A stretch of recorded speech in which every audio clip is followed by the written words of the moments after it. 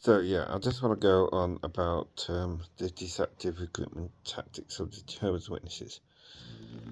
So I mean, one of the first questions that you want to ask them is, if you have the right religion, please tell me, why do you need to shun your own children, brothers, sisters, if they leave your organization? Why do you not touch them anymore? Um, what are you so afraid of them saying? And how does that prove that you have the correct religion?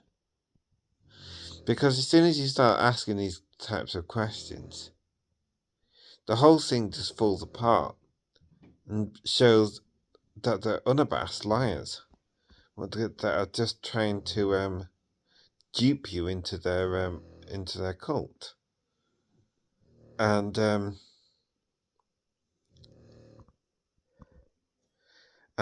other thing is that they're homophobic, but they don't come up and say, "Oh yeah, if you're gay, you're gonna die at Armageddon" or something like that. But that's what they believe, and they'll start off a study on with a gay person, and then they'll be fine initially, and then over time they'll try and split you up. It's crazy. And it's really unacceptable. And then the thing is that these shunning policies, where they shun their own children when they leave, causes people to commit suicide, and yet they'll never take responsibility for that. You bring these children up in a secluded environment where they don't have normal interactions with uh, external family members or external friends, and then when they get to 18, you kick them out onto the street and like the trash, literally. And only accept them if they stay in your stupid cult. And it's absolutely outrageous. I mean, do you explain to people that you're trying to recruit that this is a reasonable justification for Russia's law on extremism? Do you say, "Oh yes, the government should ban us as an extremist organisation because we'll cause our children to die by shunning them. If we don't do that and they stay in, we'll get them to not take blood transfusions. Um, and then we will use their deaths as a reason to do more cult recruitment and stuff because we believe that we need to then see them in the resurrection." And that's the other thing, is that death is the biggest recruitment tactics that they have. Because if people die, oh yeah, if people are dead, then oh yeah, you need to join our cult because then you'll see them in the resurrection. And it's like a sales tactic.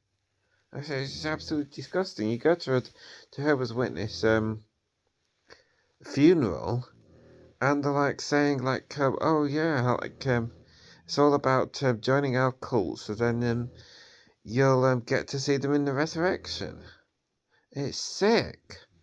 And I had this with it's a long story, but I had this with the brother's death when I went to his funeral, and I was trying to recruit me, and at the time I was more indoctrinated and fell into this trap, and yeah, that's what led up to me getting baptized. It was a huge mistake. But it's such a deceptive and absolutely outrageous recruitment tactic. And then do they tell families that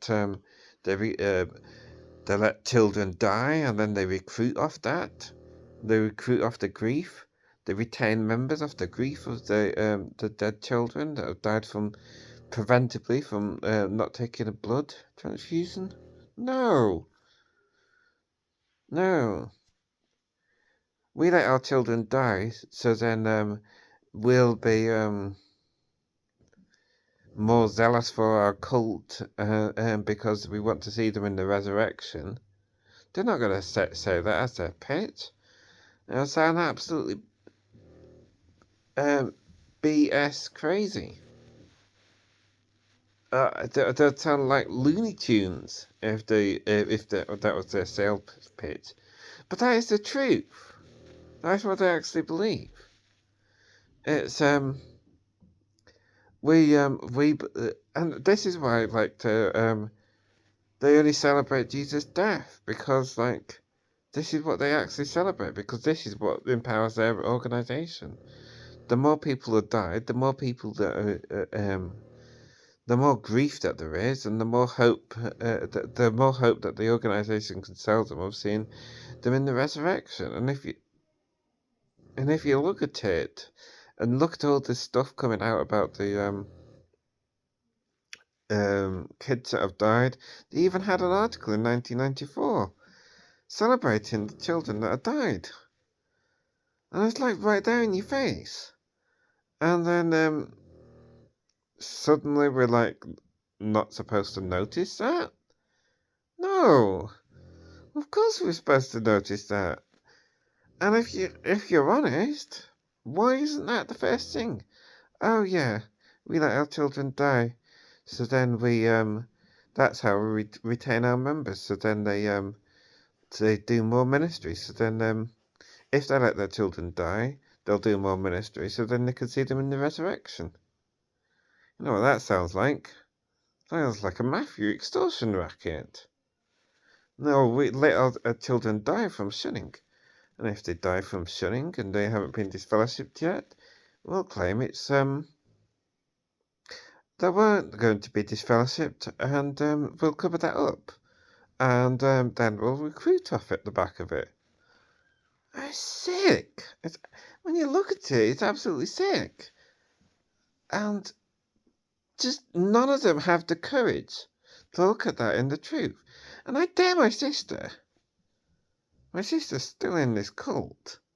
I dare her to debate me about the religion. I dare her to debate me about maybe his death and the recruitment tactics of it. I really do. I really dare her to do that. And she can comment on my YouTube video and ask me for a debate, and I'll happily do that. To not, but they're cowards. They won't debate. They won't say honestly that this is what they believe when they're doing their door-to-door ministry. How the hell are you supposed to take this seriously? Anyway, that's it for now. Just absolute crazy stuff. But please like and subscribe.